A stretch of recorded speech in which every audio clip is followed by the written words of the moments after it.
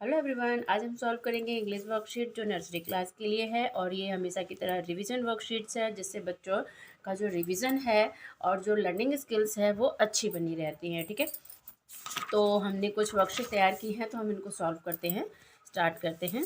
सबसे पहले है identify and circle the correct one. ठीक है, यहाँ पे कैपिटल लेटर लिखा हुआ है और उसको हमें स्मॉल लेटर से मैच करना है, सर्कल करना है। जो सही होगा उसको सर्कल करना है। ठीक है, और आप जब बच्चों के लिए इस तरह की वर्कशीट्स तैयार करते हैं तो आप कोशिश करना कि आप ऐसे वर्ड, ऐसे नाम लेटर लिखना जिससे कि होता है कि बच्चे कंफ्यूज होते हैं मोस्टली।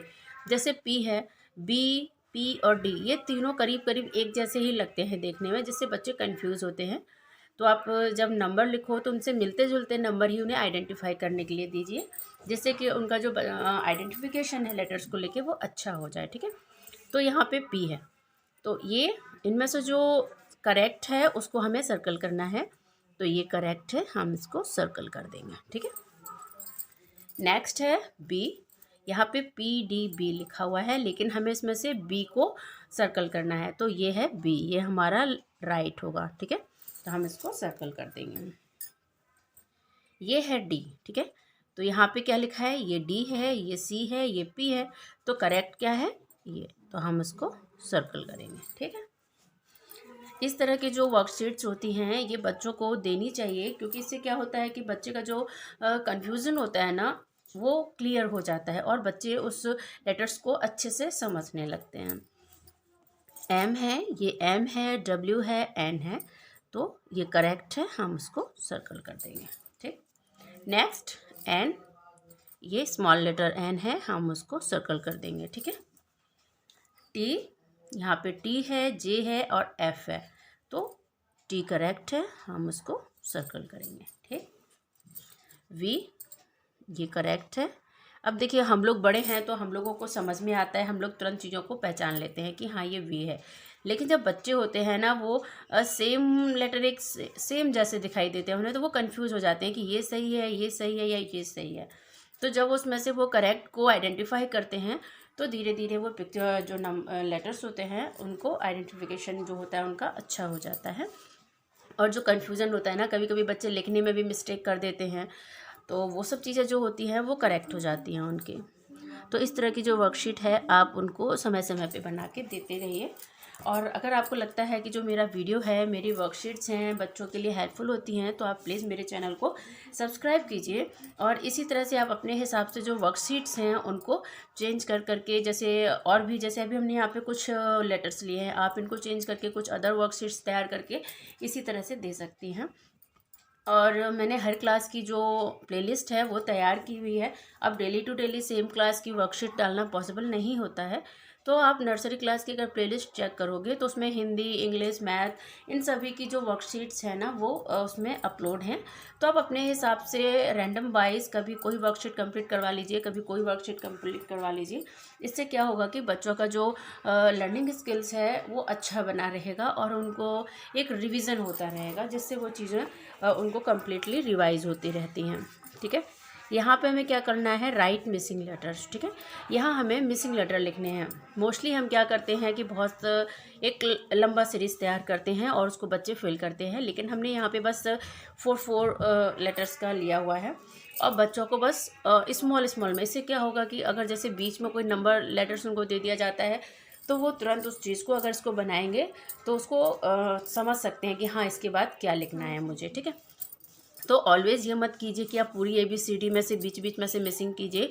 कभी कभी उनको इस तरह की भी मिसिंग लेटर्स वाली वर्कशीट तैयार करके देनी चाहिए। इससे उनका जो ABCD होता है ना वो और अच्छे से समझते हैं और उसको लर्न हो जाता है उनको।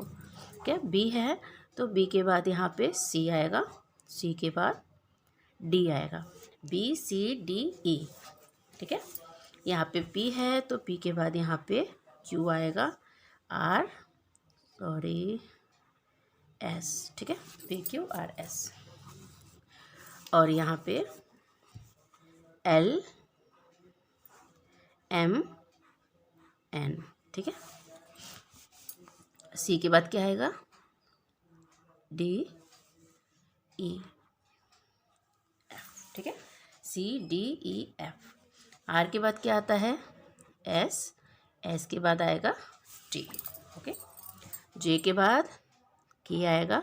इससे क्या होता है, बच्चों की जो ABCD होती है ना वो बहुत अच्छे तरीके से कंप्लीट हो जाती है, क्योंकि जब बच्चे मिसिंग लेटर्स कंप्लीट करते हैं तो आपने देखा होगा वो ABCD को बार बार पढ़ते हैं। जैसे BCDE है तो पढ़ना शुरू करेंगे ABC, उसके बाद वो C लिखेंगे, फिर D लिखेंगे, फिर E लिखेंगे। PQRS है, अगर बच्चे को अच्छे से कंप्लीट है तो वो P से पढ़ना शुरू करेगा, लेकिन अगर उसको नहीं कंप्लीट है तो वो वापस से A से ही स्टार्ट करेंगे, और जब उनका P आएगा तो वो P के बाद Q लिखेंगे, है ना। इससे क्या होता है, उनकी जो ABCD होती है वो बहुत अच्छे से कंप्लीट होती है और उसका एक अच्छा रिवीजन हो जाता है। JKLM। और आप बच्चों को बड़ी वर्कशीट बना के मत दीजिए, आपका बच्चा जितनी देर पढ़ने में कंफर्टेबल फील होता है बस आप उसी हिसाब से दीजिए। अगर वो ओके, नेक्स्ट है U, ठीक है। U के बाद क्या आता है, V आता है, फिर W, देन X, ठीक है। अब यहाँ पे U है तो U से जस्ट पहले T आता है ना, TUVW, ठीक है। P से पहले क्या आएगा, O। आप हर तरह की वर्कशीट दीजिए जिससे बच्चा बिफोर, आफ्टर, बिटवीन सभी चीज़ को क्लियर हो। जैसे एकदम से अगर P से है तो PQRST की बजाय उसको ये भी समझ आना चाहिए किस नंबर से, इस लेटर से पहले कौन सा लेटर आता है, कौन सा अल्फ़ाबेट आता है, ठीक है। OPQR, ठीक है, HIJ। इससे क्या होता है कि एक आइडिया हो जाता है कि हाँ हमें बच्चों को किस तरह से तैयारी करानी है, क्योंकि पूरे दिन बिजी होने के बाद एकदम से बच्चों को एक वर्कशीट तैयार कराना वो बहुत मुश्किल काम हो जाता है। लेकिन अगर आपको एक तैयार वर्कशीट मिल जाती है तो आपको फिर टाइम नहीं लगता है। आप अगर वीडियो ओपन करते हो और आपको एक वर्कशीट तैयार मिल जाती है कि हाँ हमें ये बच्चों को कंप्लीट कराना है, तो आपको भी बहुत हेल्प हो जाती होगी।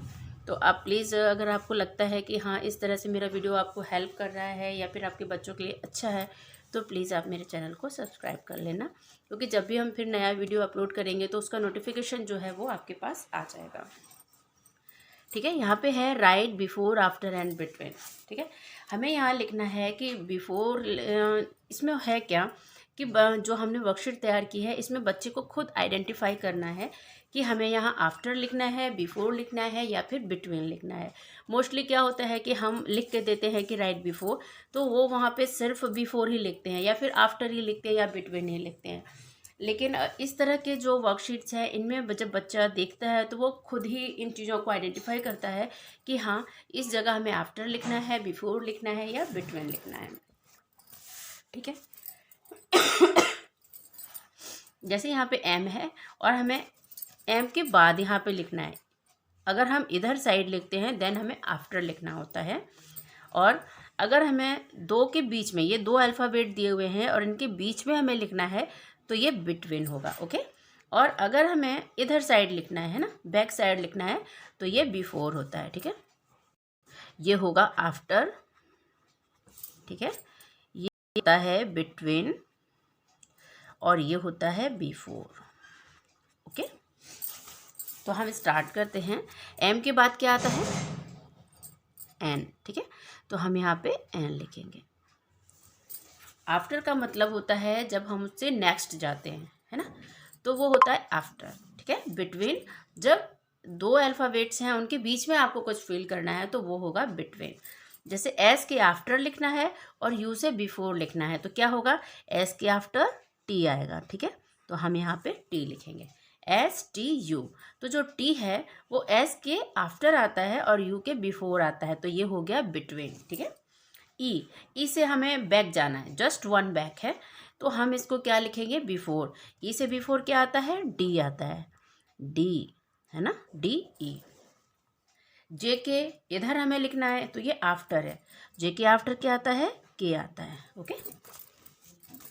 यहाँ पे आर है तो आर और टी, है ना, तो हमें इनके बीच में लिखना है, तो आर से आफ्टर एस और टी से बिफोर एस, RST, UVW,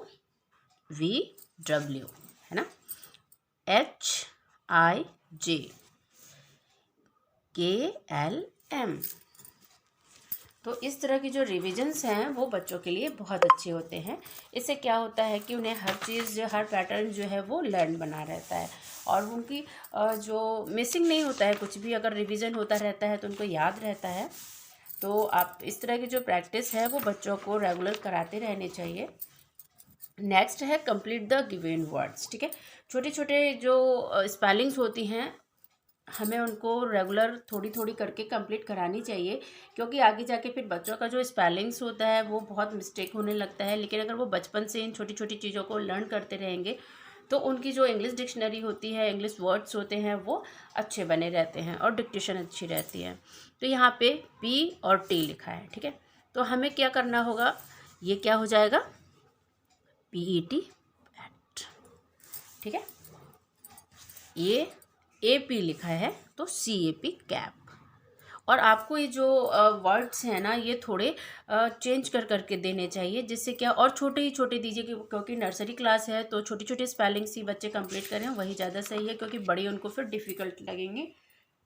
इसलिए छोटी छोटी स्पेलिंग्स जो हैं वो कंप्लीट करानी चाहिए। कंप्लीट द गिवन वर्ड्स, यहाँ पे वर्ड्स हैं, कंप्लीट करना है इन मिसिंग जगह पे हमें सही अल्फ़ाबेट फिल करके। ठीक है, तो हम स्टार्ट करते हैं। PET PAT, CAP cap, BAT bat. ठीक है, और कंप्लीट कराने के बाद आप बच्चे को बोलिए कि वो इसको विद स्पेलिंग जोर से पढ़ें, जैसे CAP cap, PET PAT, BAT bat, HUT हट। इससे क्या होगा, उनकी स्पेलिंग्स अच्छी होगी, उनकी रीडिंग भी अच्छी होगी, डिक्टेशन अच्छी होगी। ठीक है, TEN टेन। ओके, और ये RAT रैट। ठीक है, ये CAT कैट। ये क्या हो जाएगा, TEN टेन। ठीक है, NET नेट।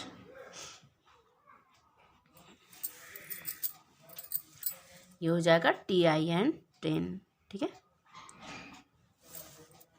ये हो गया BUS बस। Okay, NIB nib.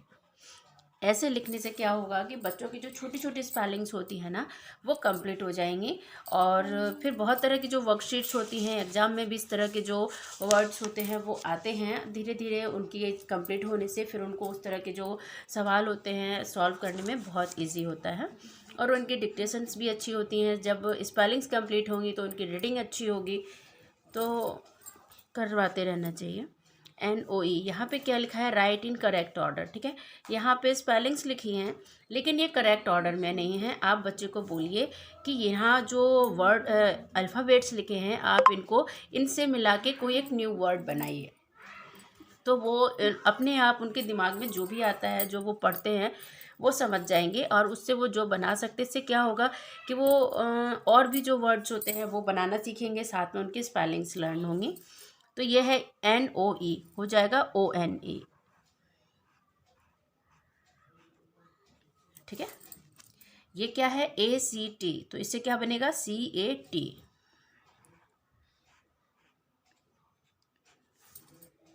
ठीक है, बच्चे को जिस तरह की जो वर्कशीट में आपको लगता है कि इंटरेस्ट आ रहा है आप उस तरह से उसको बना के दीजिए, क्योंकि ये सभी स्पेलिंग्स के लिए हैं। इस तरह में भी अगर दोगे तो आपकी उसकी स्पेलिंग अच्छी होंगी, अगर इस तरह में भी देंगे तो भी इनकी स्पेलिंग्स अच्छी होंगी। बात है बच्चों के इंटरेस्ट की कि उनको किस तरह के वर्कशीट में इंटरेस्ट आता है। कुछ बच्चे होते हैं जो फिल इन द ब्लैंक्स में बहुत इंटरेस्ट शो करते हैं, और कुछ बच्चे होते हैं इंटरेस्ट शो क्या करते हैं, उन्हें अच्छा लगता है। और कुछ लोगों को होता है कि कुछ बच्चे इस तरह से जो दिए होते हैं अल्फ़ाबेट्स उनको अरेंज करके वर्ड्स बनाने में बहुत इंटरेस्ट लेते हैं। तो आपको अपने बच्चे का जो इंटरेस्ट है वो चेक करके और उस हिसाब से आप उसको वर्कशीट दीजिए। कि स्पेलिंग मतलब तो यही है कि हमें बच्चों की स्पेलिंग अच्छी करनी है। तो बच्चा जिसमें खुश है, जिसको वो मन से कंप्लीट कर रहा है, आप उस तरह से उसके लिए वर्कशीट तैयार कीजिए। TWO true. ठीक है, यहाँ पे BUS बस, BUS, ये क्या हो जाएगा, TUB टब। ठीक है, ये हो जाएगा HOT हॉट। ठीक है, ये हो जाएगा PEN पैन। ओके, तो जो आज की वर्कशीट है, हम नेक्स्ट वीडियो में नेक्स्ट वर्कशीट के साथ मिलते हैं। तब तक आप इसकी तैयारी करवाइए, इसका जो वर्कशीट है वो सॉल्व करवाइए बच्चों से। Thank you and have a nice day.